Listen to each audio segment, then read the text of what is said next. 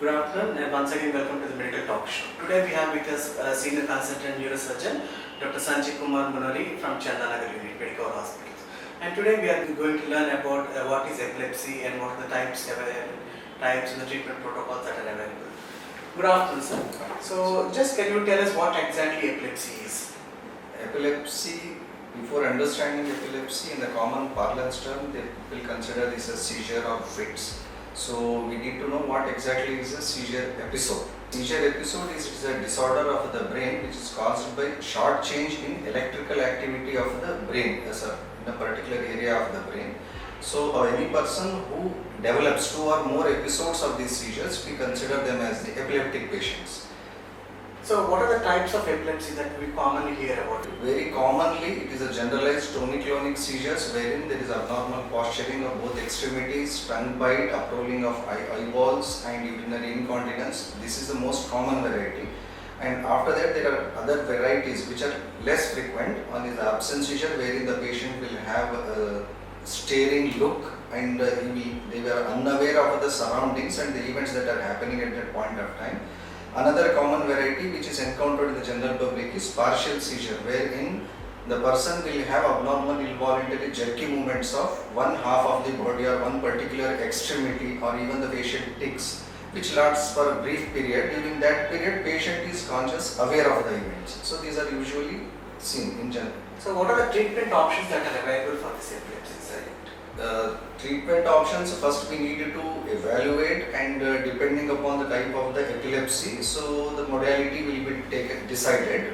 We have medications for the epilepsy, we call them anticonvulsants. There are various groups depending upon age and body weight, the medications will be started. For majority of the patient, the seizure episodes will get controlled with the medications.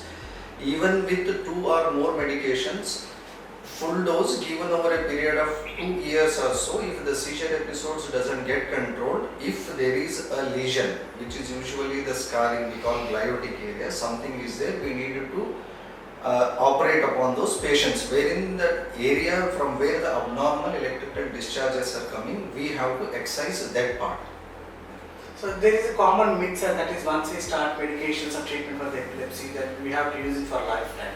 So is it like that or can we stop the medication after a certain period? In majority of the patients who fall in the group of temporal sclerosis, so for them usually we continue anticonvulsants for a period of 3 to 5 years. Then we needed to get an electroencephalogram which tells us about the abnormal discharges from that area.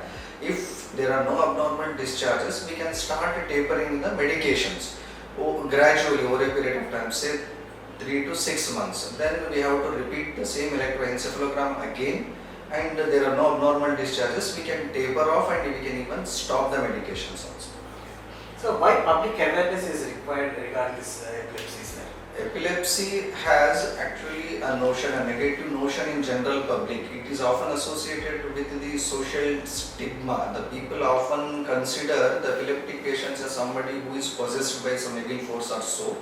Particularly in the villages and even illiterate population and even in the urban population, many of them consider even this age also. So we need to increase the awareness. The people need to be aware that it is a disease which is curable in nearly 70 to 80% of the patients, and even in the remaining they will have less frequent and less severe seizure episodes. So we need to enhance awareness because they can help the patients during the seizure episode.